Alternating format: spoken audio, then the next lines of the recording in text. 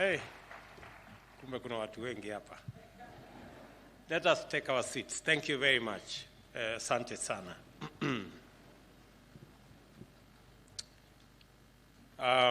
Mr. Deputy President, Prime Cabinet Secretary, Ministers present, Permanent Secretaries or Principal Secretaries, Heads of parastatals, public servants, the good people, our interns this morning. Good morning, everybody. Hamjambo. Madam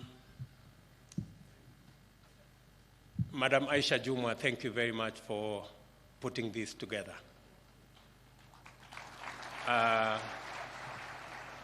When I see Aisha, she is a great inspiration to many people.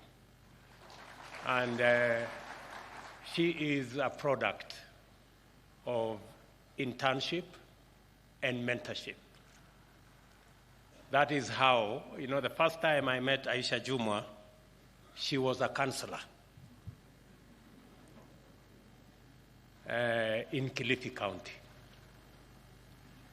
That today she is serving as Cabinet Secretary is tremendous progress. Congratulations, Madam, and I hope through you many other public servants find the inspiration to be the best they can, irrespective of where they stand today. Today you may be an intern, but the sky is the limit, so long as you work at it. I am delighted to be with you today at this momentous milestone in the life and career of many youthful emerging public servants and public service leaders. The state is constituted and sustained by the functioning of an effective public service. Government, similarly, expresses itself through the operations of public service. The country is served through the administrative departments of public service, while the economy is coordinated by the regulatory agencies of the public service. The public service is a fundamental constitutional component through which an effective state can achieve and maintain a stable society and efficient economy. In short, it is indispensable to a properly functioning republic such as ours. Government relies on the public service to satisfy citizens' aspirations by implementing policy, projects, and programs according to the mandate conferred on it through democratically elected leaders. The prospects of sustainable development for any society is therefore directly linked to the soundness of its public service. By soundness, I mean a public service that is firmly apolitical, impersonal, scrupulous, impartial, fair, consistent, predictable, and coherent. A sound public service must be loyal and subordinate to elected leadership. The standard for soundness of the public service is set out in Article 232(1) and 10 of the Constitution, which binds everybody acting in the name of the Constitution of Kenya. The government is committed to delivering its pledges to the people of Kenya as set out in our plan for the bottom-up economic transformation agenda. It has therefore embarked on formulating appropriate policy and strategic frameworks that will anchor implementation of our food security and agro-industrial production, affordable housing, universal health coverage, micro, small, and medium enterprises, as well as the digital economy agenda. To deliver a responsive, responsible, and accountable public service is an imperative. I am encouraged that our public service has maintained its political neutrality and impartiality for the greater part of our independent history, and especially since the advent of competitive democracy. In the world of globalization, digital governance, online enterprise, a fit-for-purpose public service is going to look and must be different. This inevitable and undeniable fact calls on us to quickly undertake changes that will enable the public service to adapt effectively and deliver to the highest standard even in changing times.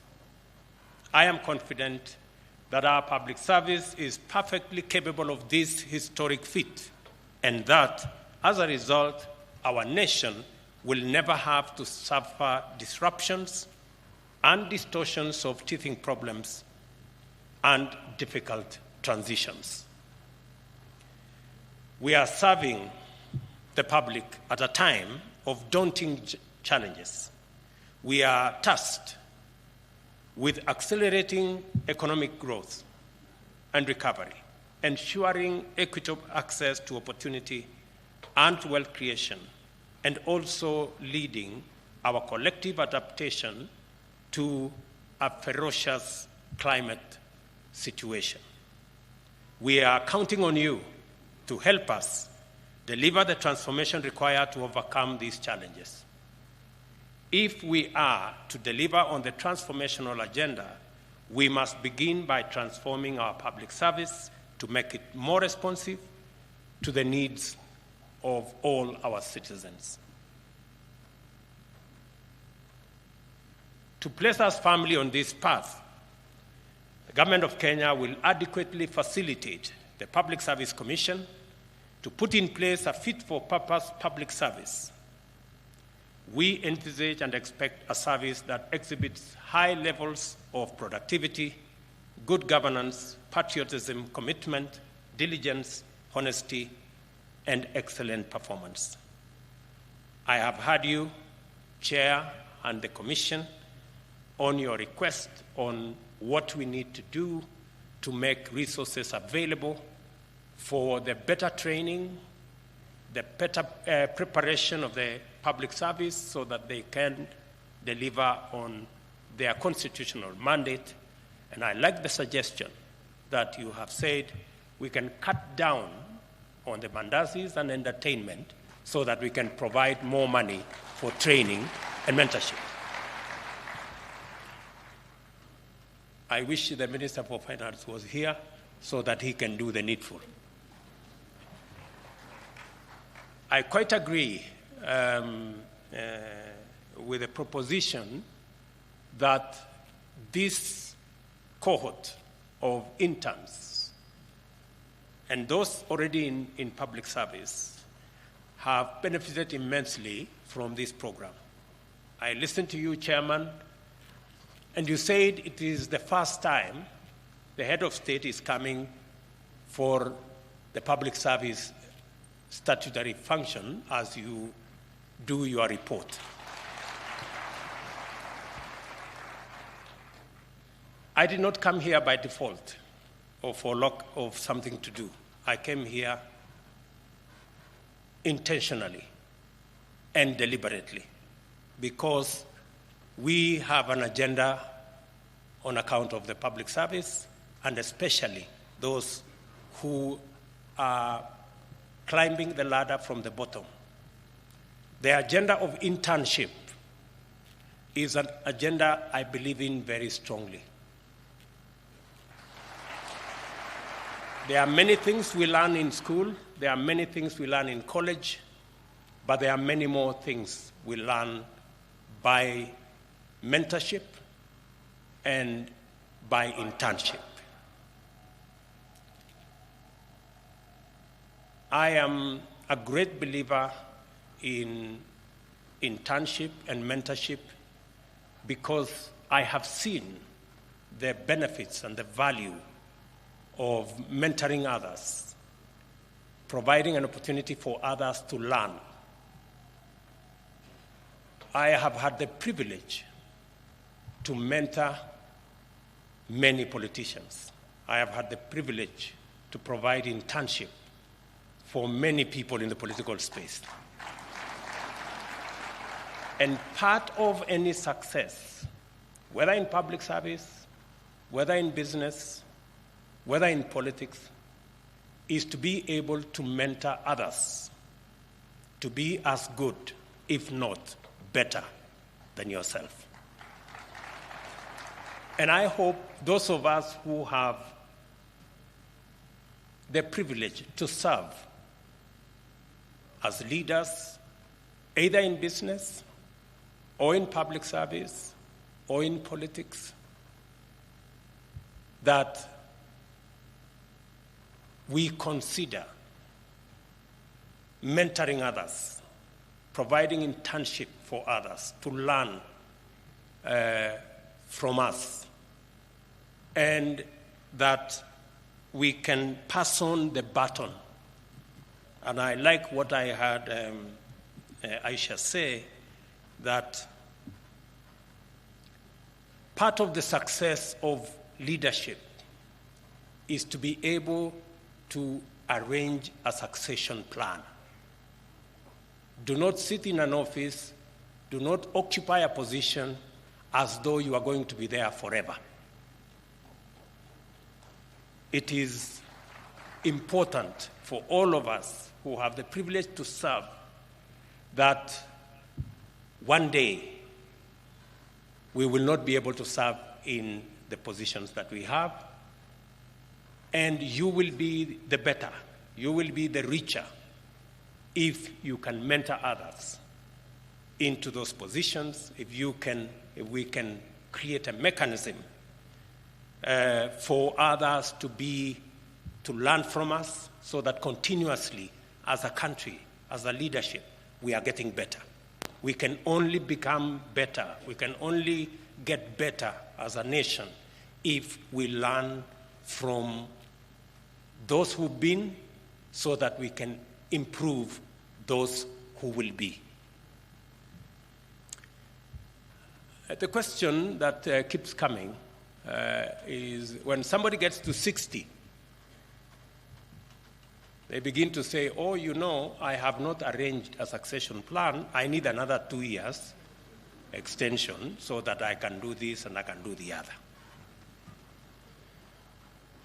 I mean, if you have reached retirement age and you have not done what you should have done, it cannot be an excuse. You just need to pack your small bags, move on, so that the others can also move up.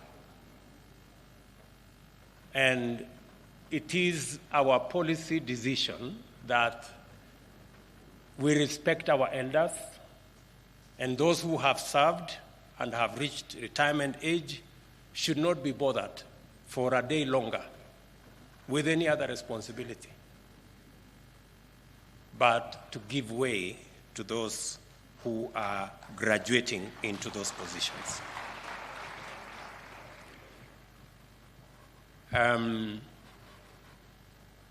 As a politician, when my time comes, I am very confident that I have mentored enough young people, young leaders, who can, if not serve as good, maybe serve better than I have done.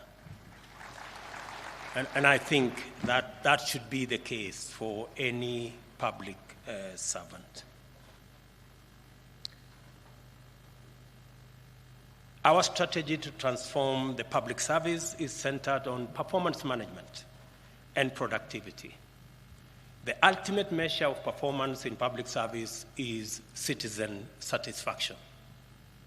Accordingly, the Government of Kenya will introduce a robust and integrated performance management architecture, and it will provide standardized tools for measuring service delivery across the public service, including state corporations and public universities.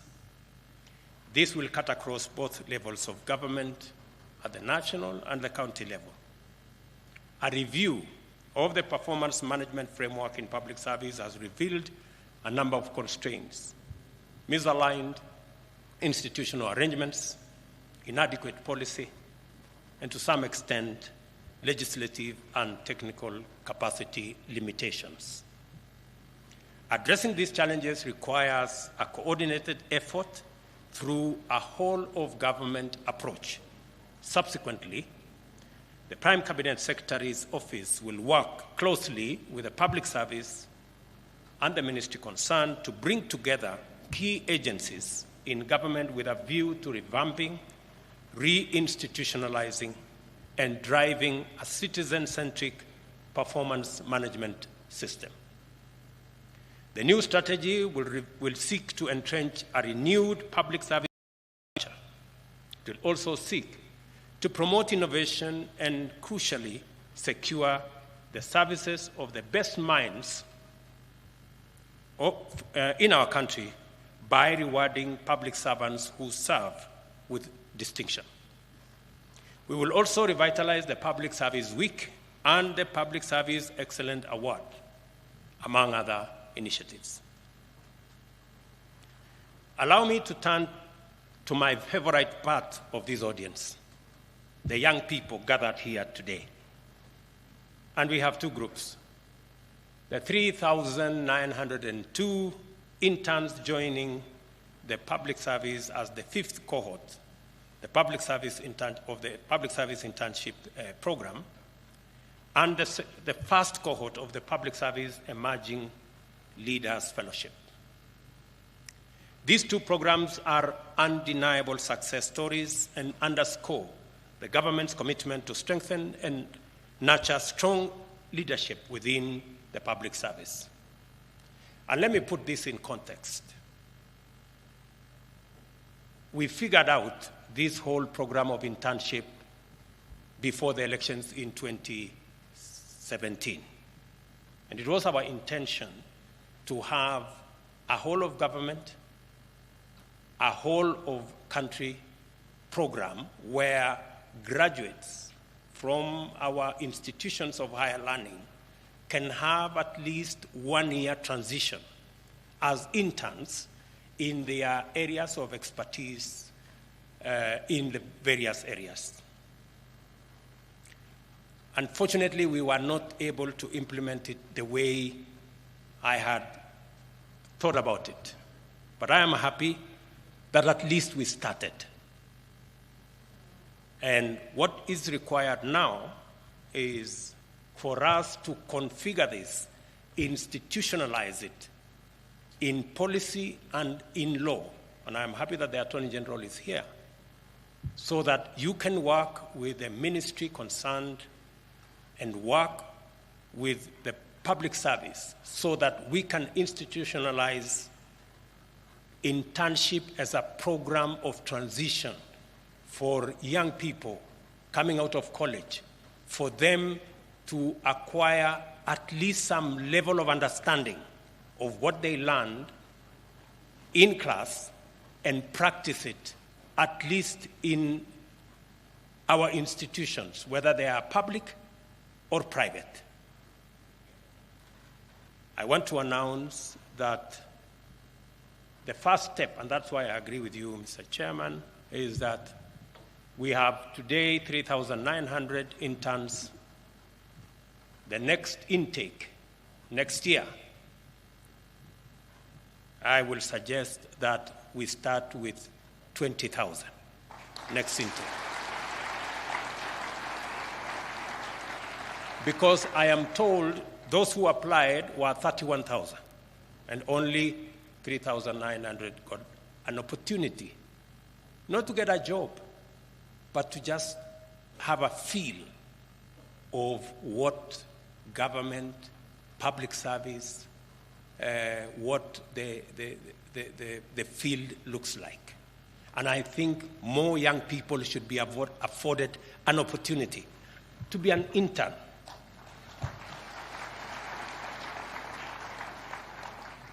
I will be proposing that we work with the private sector so that private sector companies, industry, can work with us on this internship program. And we are going to provide tax incentives for industries and private sector companies that will partner with us to afford an internship opportunity for the many young people graduating from our institution of higher learning, so that we can not only provide a transition for them, but we can also give them an opportunity to practice what they have learned in class, and for them to have a feel of what working in these offices looks like. That was our intention, and I intend to make it good this time around, now that I have the opportunity. So, Mr. Chairman and Madam Waziri, please begin to figure out how this is going to look like.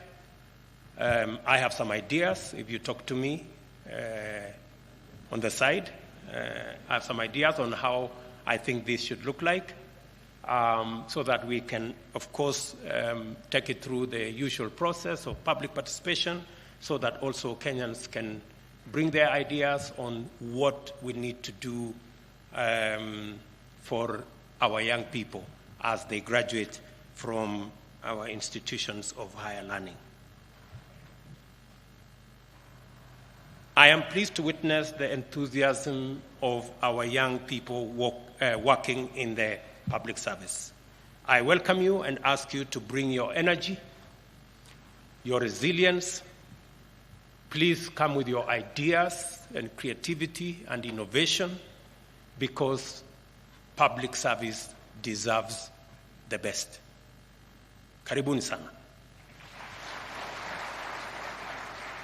You are not just the now, you are also the future. And if you do your best, I am confident that our public service will be in good hands today, tomorrow, going into the future. I must say this: do not join the public service and hold back or shy off from contributing your ideas. There are no right or wrong ideas. We must always be prepared for a good idea to give way to a better idea, and for a better idea to give way to the best idea. That is where I would like public service to be. I remember, Chairman, when I came into office and we wanted to appoint CASs, and the public service brought to my attention that the court had problems with what the CAS, how the CASs had been appointed earlier. And I, after consultations, I told the chair and the public service, all I need is honest advice. And all we must do is go by the rule of law. And we had to redo the whole architecture because it was the advice of a professional public service. All public servants must discharge their mandate, their responsibility, go about their work, and be honest and serve, as was said here ably, with dignity. No is also an answer. If it is not possible, please say it is not possible. Do not cut corners. Do not bend rules. Let us play by the rule book. That's how Kenya is going to go forward, and that's how public service is going to remain professional.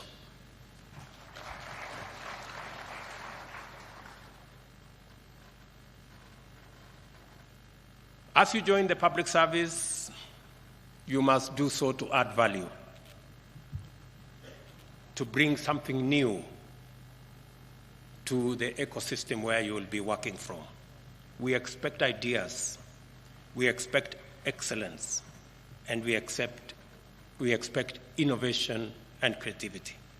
I want to congratulate the 51 fellows in the Emerging Leadership Fellowship Program. I understand you are now at the tail end of your training, which focused on public leadership, development, and inculcation of public service ethos. I am confident that you have adequately benefited from the many professional development opportunities that the program has offered you. And I want to reiterate that I am sure you are what I want to reiterate what I am sure you are aware of.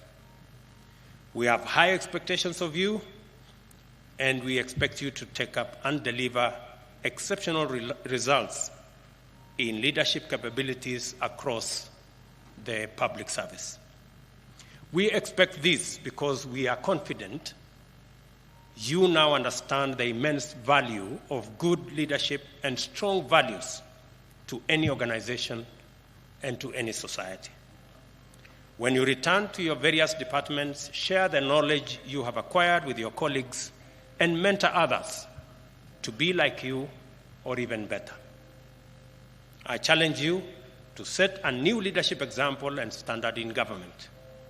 I urge you to be agents of real change and, above all, to keep the fire of service burning within you and in the organizations that you represent. There is no better place to practice your leadership skills than in the Kenyan public service. As the Commission begins the recruitment of the next cohort of fellows, I reiterate my personal support to this initiative, and let us build more leaders. Let us have a public service full of leaders, and we shall see an incredible difference as a nation. I wish to extend my gratitude to our partners, emerging public leaders of the United States, and our very own Emerging Leaders Foundation for their financial support that enabled us to run this program. And as I said, I am looking forward beyond APSA, and we must be grateful to APSA. Thank you very much for being our partners. Beyond APSA, I am expecting all our banks, all our private sector players, people in industry, people in business. Even if you run a business of 20, 30 people, take one intern, take two interns. What we are going to do is to make sure that if you become our partners and take an intern into your mentorship and into internship in your organization, we are going to allow you some tax rebates so that we can do this together and provide opportunities for the thousands of young people who are looking for an opportunity to display their talents, their knowledge, their expertise, and also use their energy to drive our development. I am delighted to commission the graduate interns joining the public service under the internship program. All of you here today were professionally recruited by the public service among 31,000 applicants. I must say, to make it to 3,900 from 31,000, you deserve some congratulations. Pongezi. I am also informed that representations are from every ward in Kenya. It couldn't be better. And I hope, Mr. Chairman, as I told you, I have some suggestions. I hope that those who, even if you come from a particular ward, that your internship should not necessarily be in your county. I think it is important for you to go to a different county and see what it looks like, and learn a different language, and look at different culture, and sample our nation. Do not be a villager You know, there are people who go to primary school, secondary school, college in the same village. Please, we are a diverse nation, and the more we integrate, the more we work together, the better we become as a nation and the greater the appreciation of our diversity. This means that all of you, the 3,900, are special. All of you have something that can help us move the country forward. I am very confident about that. And I want to commend the Commission for ensuring that the interns reflect the face of Kenya by distributing all the available slots and ensuring also that persons living with disability and all genders are adequately represented. Again, Mr. Chairman, since these are very few opportunities, I hope next time, and since it is within your power, we can make this admission to internship 50-50 when it comes to gender, so that we can take this forward. Now, in its fifth cycle, the internship program has benefited more than 16,500 young graduates and continue to grow in popularity and reach. The program has injected vigor and energy into the public service through the creativity and ingenuity of youthful graduate interns. The length and breadth of Kenya has felt the impact of this program. The public service needs you and all of us. We have hopes in you. After your internship, you will be interested, hopefully, in a career in the public service. At the individual level, the internship program gives you an opportunity to gain work experience, develop interpersonal skills, build self-confidence, and enhance your chances of employment. I think the Deputy Governor of Murang'a is one such example. It is encouraging to note that over 10% of the interns who have previously been on the program have progressed to full-time employment in public service institutions.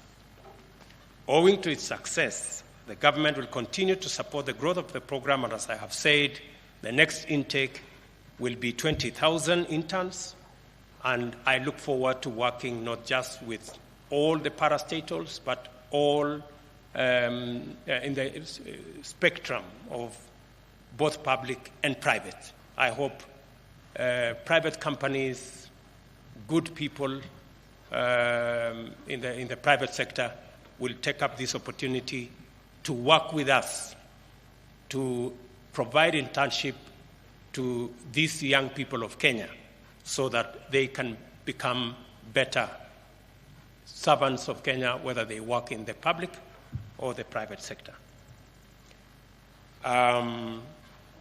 Much as we would wish to absorb all of you after the internship, we acknowledge that the government does not have enough openings for all of you. However, the government will continue to implement policies that promote investment and job creation by the private sector, as we were doing yesterday.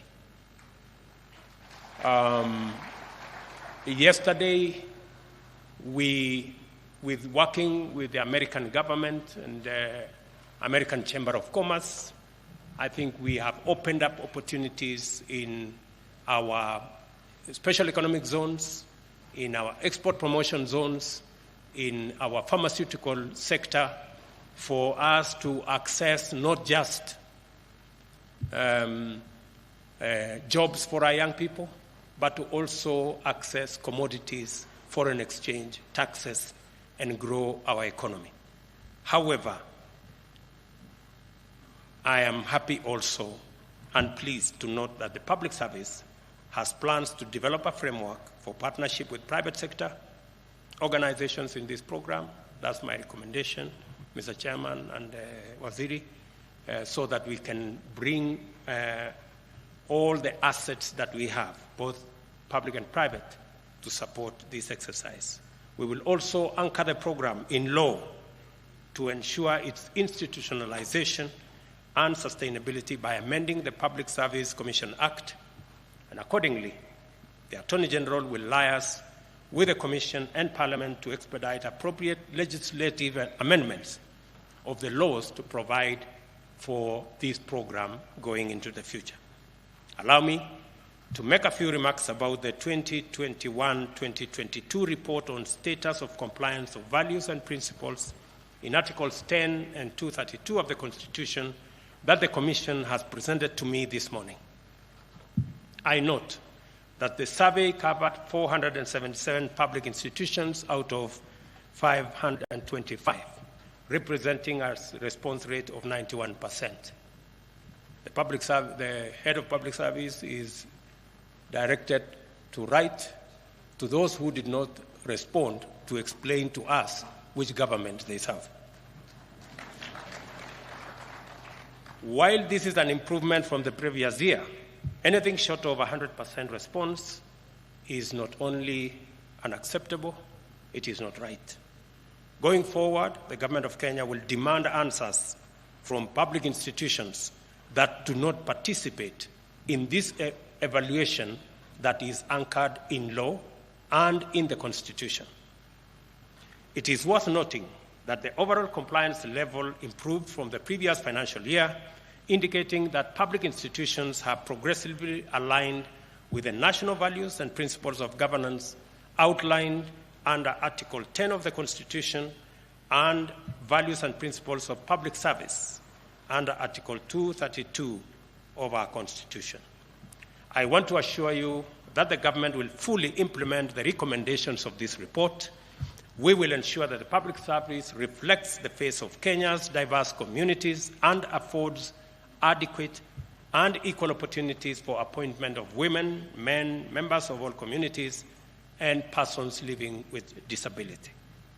The recommendations to migrate public service to online platforms to ensure compliance with values and principles of governance is in perfect synchrony with our plan to digitize government services. So far, 5,700 government services have been digitized, and we are well on course, ensuring that by June this year, between 90% and 100% of all government services will be online, so that the public service can be much more efficient and much more effective in delivering services to the people of Kenya, even as we use the digital platform to eliminate corruption, to eliminate pilferage, to eliminate wastage, and to make government services not just efficiently delivered, but also to make it easy for citizens to interact and work with their government. The recommendations will be, as I have said, completed, and this exercise will be done by June to allow Kenyans to access services without unnecessary bureaucracy. The digital transformation era that we live in demands smart solutions. Now more than ever, we need our smartest and most innovative men and women to drive public service, secure our country, grow our economy, and promote social inclusion. The government will therefore continue to invest in the development of skills to support transformation into a truly digital economy. Finally, let me extend my gratitude to all public servants across the country for the work you do and you continue to serve our nation. The government will progressively improve your terms of service and conditions of work. It is now my pleasure, ladies and gentlemen, after everything I have said, to say that as we progress together, let us not be distracted. We are a robust democracy. We believe in the rule of law, and it is my contention that the Constitution, even as it provided for us to have divergent opinions, and we should, in fact, something would be very wrong with us if we agreed on everything all the time. Having competing ideas, having divergent opinion is part of what we celebrate as a democracy, and we must celebrate our diversity in ideas as well. But it is my position that the Constitution did not envisage that different opinions would result in chaos or loss of property or loss of life.